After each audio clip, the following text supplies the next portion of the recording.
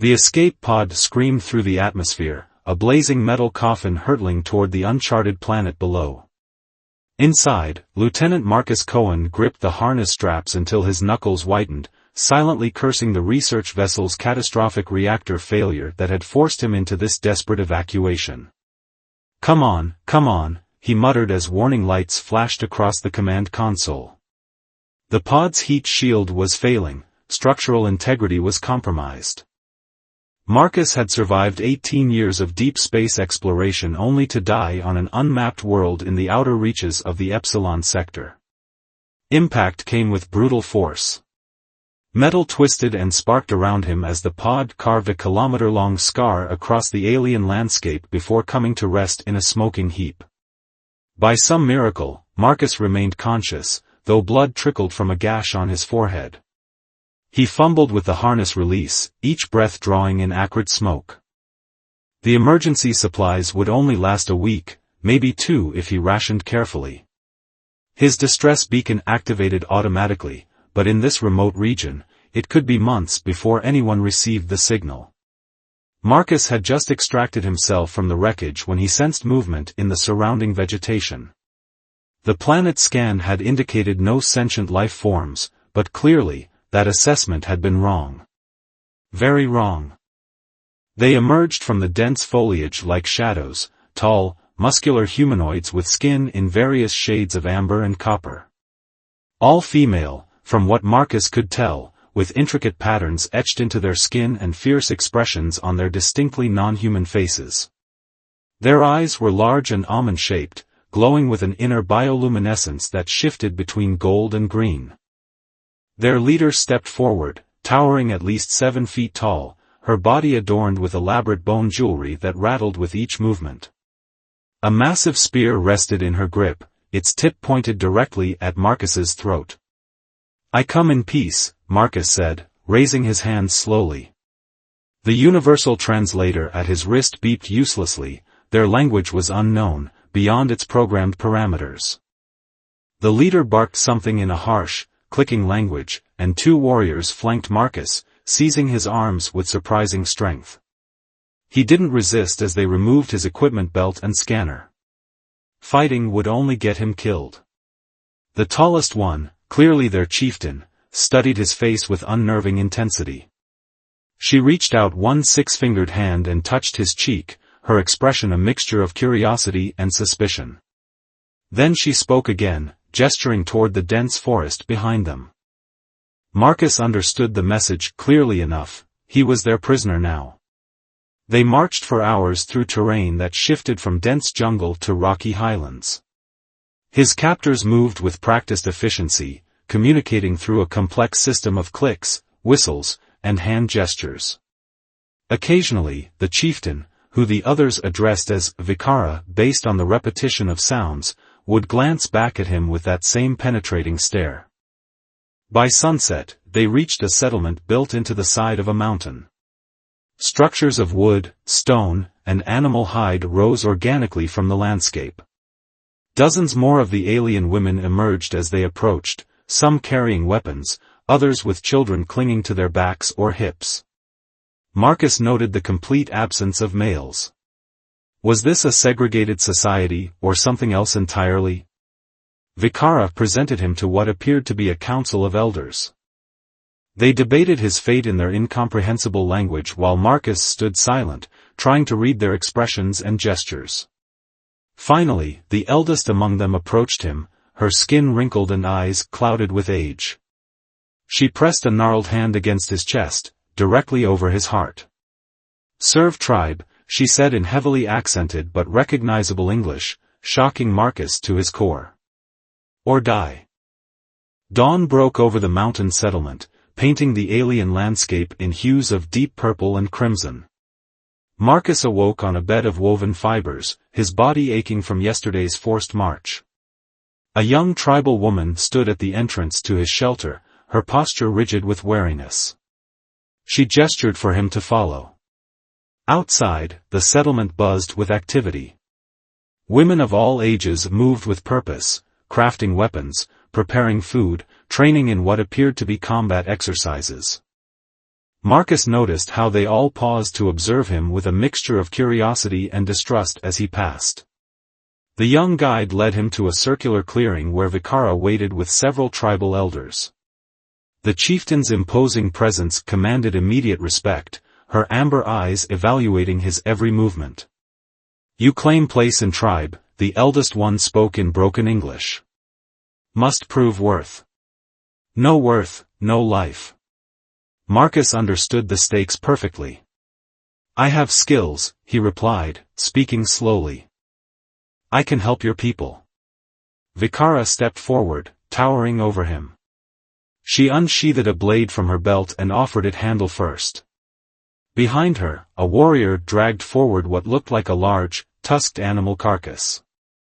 "Hunt food," Vikara said, forming the words carefully. "Build fire. Show strength." Marcus accepted the blade, testing its weight.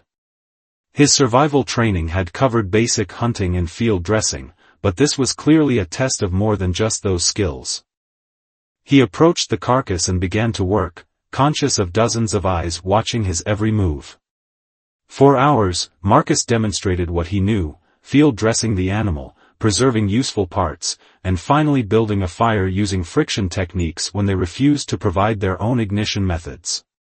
Sweat poured down his face as he worked, but he never complained. When he finished, Vikara inspected his work with a critical eye. She nodded once, apparently satisfied with this first test, but Marcus knew it was only the beginning. The next days brought increasingly difficult challenges. He was tasked with repairing damaged weapons, carrying impossibly heavy loads up mountain paths, and participating in hunting expeditions where he was expected to keep pace with warriors who moved like shadows through the dense forest. On the fifth day, disaster struck.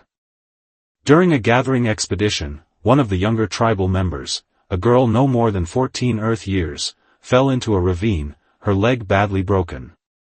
The hunting party circled helplessly, their medical knowledge limited to basic herbalism. "I can help," Marcus insisted, pushing forward. Vikara blocked his path, her face stormy with suspicion. "Please," Marcus said, meeting her gaze. "I have medical training. I can set the bone before it's too late." Something in his expression must have convinced her, because Vikara stepped aside, though her hand remained on her weapon. Marcus worked quickly, fashioning a splint from branches and using vines as binding. He set the bone with practiced efficiency, speaking soothingly to the frightened girl. When he finished, her pain had visibly lessened. That night, something changed in the tribe's attitude toward him. The healer, a serene woman named Sirana, sought him out at the evening meal, offering him choice portions of food. "You have healing hands," she said, her command of English better than the others. "Where did you learn this skill?"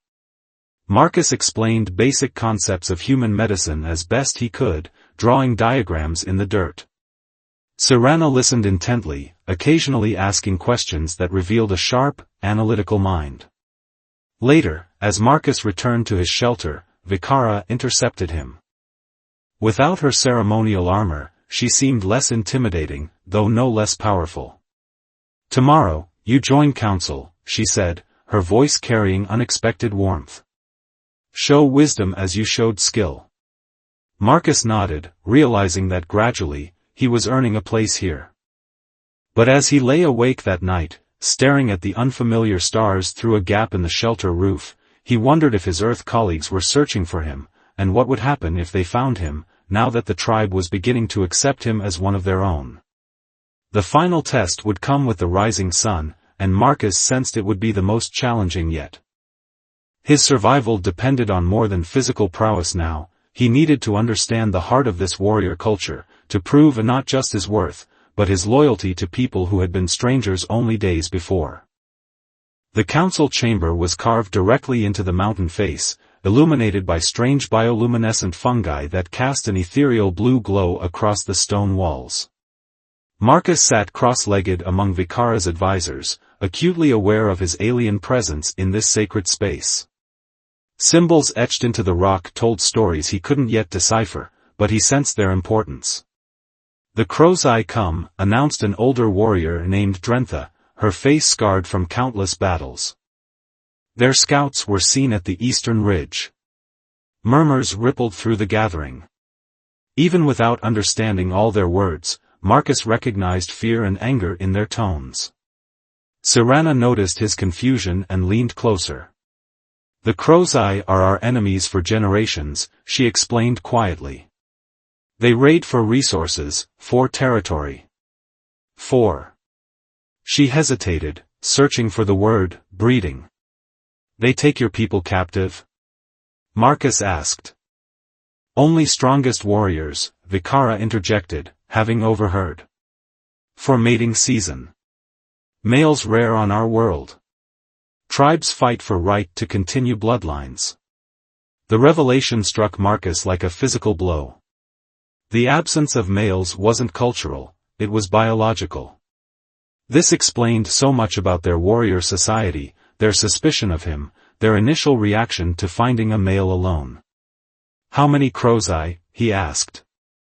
"3 hands of warriors," Drentha replied, holding up her 6-fingered hands 3 times. "More than previous seasons. They grow bold." The council debated strategies, most favoring direct confrontation, their traditional approach. Marcus listened, noting weaknesses in their plan. "May I speak?" he finally asked, breaking protocol. Vikara nodded, her expression guarded but curious. "On my world, we study many forms of warfare," Marcus began. "Sometimes strength isn't about direct attack, but about using your environment." He moved forward, kneeling beside the map they'd sketched in the dirt floor. "Your people know this land. The Crow's Eye don't. Use that." For the next hour, Marcus outlined a defensive strategy utilizing the natural terrain, elevated positions, bottlenecks in the mountain passes, even the local flora that could slow enemy movements. By the time he finished, even the most skeptical council members were considering his ideas. "The Skyman thinks like Zathia warriors of old tales," one elder remarked. Vikara studied him with new appreciation. "We prepare as Marcus suggests," she finally declared, rising to her full height. "Work begins now." The next 3 days were a flurry of activity. Marcus helped construct simple but effective traps along likely approach routes. He showed them how to create defensive positions using fallen trees and rock formations. Most significantly, he repurposed parts from his crashed escape pod to create rudimentary but effective communication devices, allowing Vikara's scouts to coordinate their movements across distances. During these preparations, Marcus found himself working alongside Vikara more frequently. Her initial hostility had evolved into something approaching respect. She was a capable leader, intelligent, strong, and deeply committed to her people's survival. "Why do you help us?" she asked him one evening as they surveyed the completed defenses.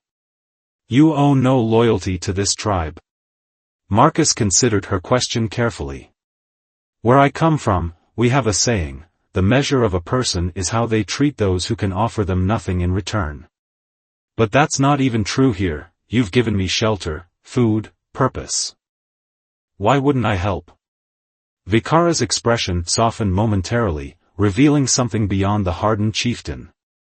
But before she could respond, alarm calls echoed across the valley. "Crow's Eye!" Drentha shouted, rushing toward them. "They come now, from the South Pass." The attack came at dawn. The Crow's Eye were formidable, taller than Vikara's tribe, with darker skin and elaborate war paint that made them appear like demons in the half-light. But they encountered a defense they hadn't anticipated. The traps slowed their advance, the elevated positions gave Vikara's archers perfect angles, and the coordinated response kept them from exploiting any weakness. Marcus fought alongside his adopted tribe, using a spear Vikara had personally crafted for him. Hours of training with her warriors had made him proficient, if not expert. But in the chaos of battle, he lost sight of Vikara. A victorious shout drew his attention to a clearing where the Crow's Eye chieftain, a massive warrior with ceremonial scars covering her torso, stood over Vikara's fallen form. The Crow's Eye leader raised her blade for a killing strike. Marcus reacted without thinking. He hurled his spear with precision born of desperation, catching the Crow's Eye chieftain in the shoulder. As she staggered back, roaring in pain and fury, Marcus reached Vikara's side, helping her to her feet. The battle turned decisively after that. The wounded Crow's Eye leader called a retreat, but not before fixing her gaze on Marcus with a look of hatred and, more disturbingly, interest. That night, as the tribe tended their wounded and celebrated their victory, Vikara found Marcus alone by the settlement's edge, staring at the stars. "You saved my life," she said simply. "You would have done the same," he replied. She moved closer, her tall frame silhouetted against the night sky. "Perhaps. But you did this without obligation, without blood ties." Her hand, surprisingly gentle, touched his face. "The council says you have earned your place among us. I say you have earned more." The look in her eyes told Marcus everything that her limited English could not express. As the celebratory drums echoed from the settlement behind them, the distance between them, physical and cultural, began to close. The mountain settlement thrummed with renewed purpose in the weeks following the Crow's Eye attack. Their victory had been decisive but not without cost. 3 warriors had fallen, and many others bore fresh scars. Yet there was also cause for celebration. The tribe had defended their territory, strengthened their position, and gained a new, unexpected ally. Marcus moved through the settlement with growing confidence, no longer a stranger but not quite one of them either. He occupied a unique space, respected for his contributions but still marked by his otherness. The tribe had begun to incorporate him into their daily rituals, teaching him their language one difficult syllable at a time. "No, no," Serana corrected him with a patient smile as they sat outside her healing hut. "The sound comes from deeper in the throat." She demonstrated again, producing a complex clicking sound that Marcus struggled to replicate. "Like this?" he attempted, producing something that made her wince. "Perhaps stick to our simplified speech for now," she suggested diplomatically. "Your meaning is clear enough." Despite the linguistic challenges, Marcus found himself adapting to their ways with surprising ease. Mornings began with communal meals, followed by hunting or gathering expeditions. Evenings centered around fires where stories were shared through a combination of words, gestures, and ritual dance. He learned their customs, how to greet elders, how to offer respect to fallen enemies, how to give thanks for each day's survival. Vikara watched his integration with evident satisfaction. Since the battle, something had shifted between them. Where once there had been suspicion, now there was a growing bond of mutual respect and understanding. And something more, something neither of them had yet named. One evening, Vikara invited him to join her on a patrol of their boundary markers. They walked in comfortable silence along steep mountain paths until reaching a high overlook that revealed the breathtaking landscape below, forests stretching toward distant plains, all painted in the alien world's strange palette of purples and ambers. "This is why we fight," Vikara said, gesturing toward the view. "Not just for survival, but for this, our home." "It's beautiful," Marcus agreed. "Different from my world, but beautiful in its own way." Vikara studied him curiously. "You miss your home?" The question caught him off guard. In truth, he'd thought less and less about Earth as the days passed. "Sometimes," he admitted. "But I've found something here I didn't expect." "What did you find?" she asked, her voice softening. "Purpose. Connection." He turned to face her. "On my ship, I was just one of many. Replaceable. Here, what I do matters. The people I help, they have names and faces." He hesitated. "You matter." Vikara stepped closer, the fading light catching the golden flecks in her amber eyes. Her hand, strong yet gentle, found his. "You speak truth," she said simply. "This is rare gift." The kiss that followed transcended their physical differences. Her lips were warmer than a human's, her scent like nothing from Earth, spiced and wild, like the planet itself. When they finally separated, the stars had emerged overhead, casting silver light across the mountainside. That night changed everything. Marcus moved his few possessions to Vikara's dwelling, a symbolic act that the tribe recognized with formal acknowledgement. As chieftains chosen, his status evolved yet again. Some elders remained wary, but most accepted this new reality with pragmatic approval. Over the following weeks, Marcus and Vikara grew closer, learning each other's bodies despite their anatomical differences, finding harmony in their shared passion. Their nights were filled with discovery and tenderness, building a bridge between their worlds more powerful than any technology could have achieved. By the changing of seasons, marked by the flowering of massive crimson blooms throughout the valley, Marcus had become fluent enough in their language to participate in council meetings without translation. He'd begun teaching basic engineering concepts to the tribe's craftswomen, showing them how to improve their tools and weapons using principles of leverage and material strength. The settlement flourished under this exchange of knowledge.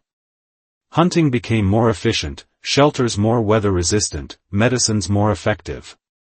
Marcus found himself thinking less about rescue and more about the future he could build here, with Vikara, with this tribe that had become his own.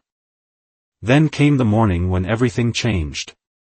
Marcus was helping to repair the settlement's water collection system when a familiar electronic tone cut through the air, a sound distinctly not of this world.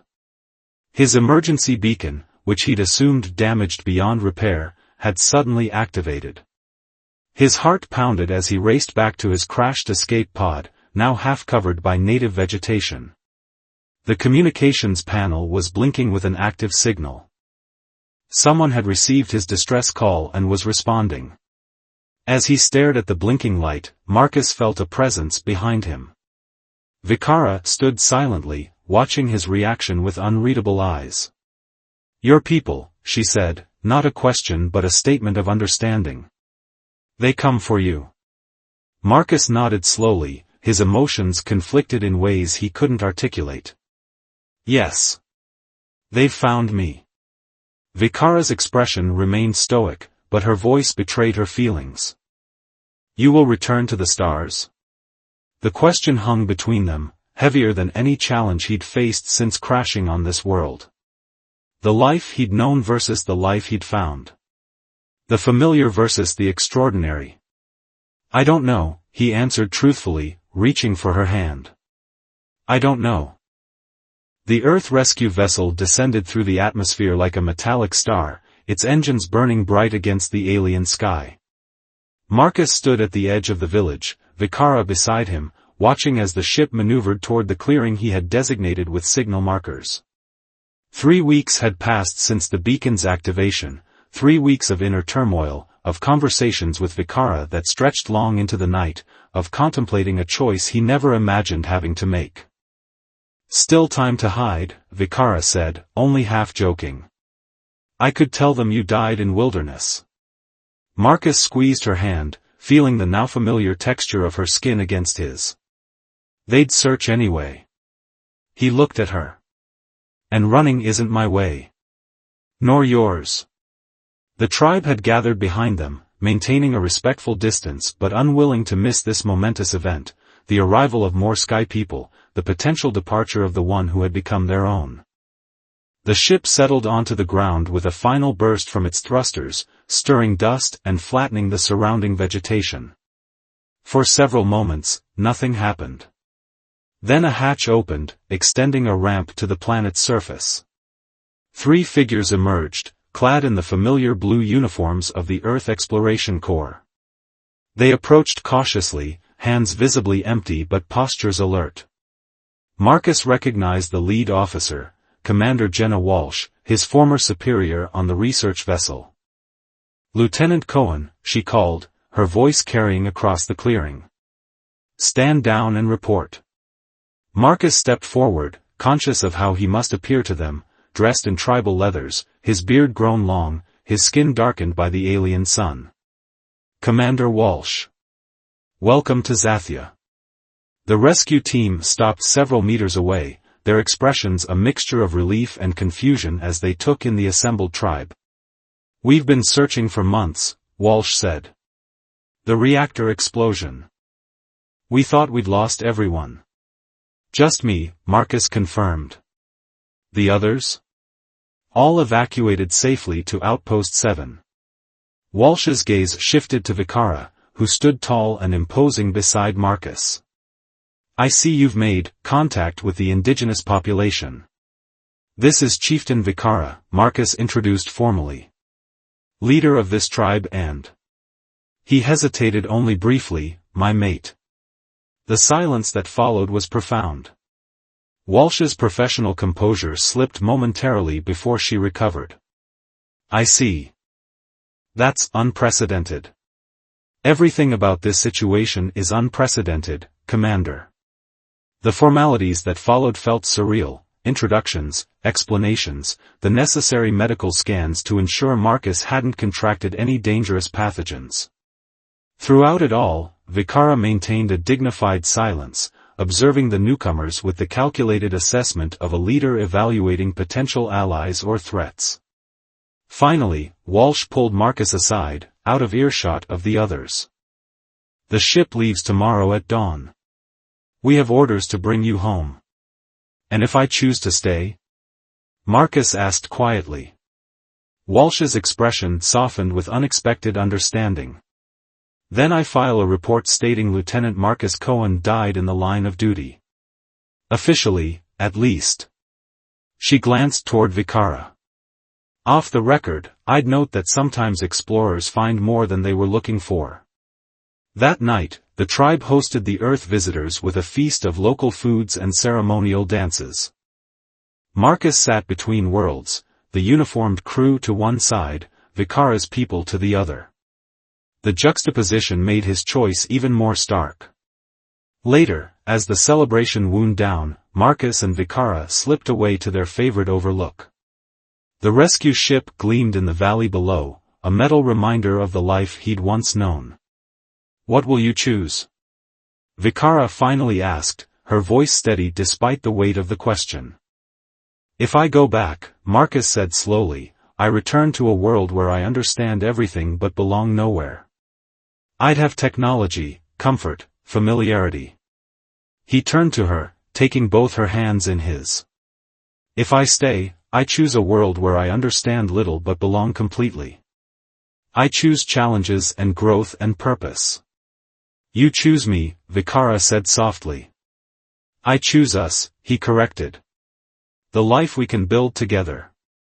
The future of this tribe. The rising moons cast their silver light across her features as she smiled, a rare, beautiful expression that transformed her warrior's face. Then say the words properly, in our tongue. Marcus took a deep breath and spoke the formal phrase she had taught him, the declaration of lifelong commitment, of binding oneself to tribe and partner until death. The alien syllables no longer felt strange on his tongue. Dawn broke clear and bright. Commander Walsh and her team prepared for departure, loading samples and data Marcus had provided about the planet's ecosystem. They stood at the base of the ship's ramp, waiting. Marcus approached alone, dressed in full tribal regalia, a warrior's armor decorated with symbols of his adopted clan. He carried a small bag containing the last of his Earth possessions. Lieutenant Cohen reporting for final duty, Commander, he said formally. Walsh nodded, professional despite the circumstances. Your personal effects and research notes? All there, he confirmed, handing over the bag. Along with messages for my family. He hesitated. Tell them I found my purpose. Tell them I'm happy. And your decision? Marcus turned to look at the settlement on the hillside, where Vikara stood watching with her people gathered behind her. The morning light caught the intricate patterns on their skin, the proud stance of warriors who had become family. My name is Marcus of Zathia now, he said with quiet certainty. This is my home. Walsh studied his face, then offered a crisp salute. Godspeed, Marcus of Zathia. The Corps will classify this planet as inhabited and protected under the Non-Interference Treaty. A small smile broke through her official demeanor. We'll check in every few years. Just to maintain diplomatic relations, of course. Of course, Marcus agreed, returning the salute one final time. He stood alone in the clearing as the ship's engines fired, watching as it grew smaller against the purple sky until it was nothing more than a distant spark among the stars. Then he turned toward the settlement, where Vikara awaited him at the edge of the forest. "No regrets?" she asked as he reached her side. Marcus shook his head, taking her hand as they walked together toward their future. "Some choices," he said, "are easier than they appear." Behind them, the tribe began to sing the traditional welcome for a new clan member, no longer for the stranger who had fallen from the sky, but for Marcus of Zathia, who had chosen to remain on the ground.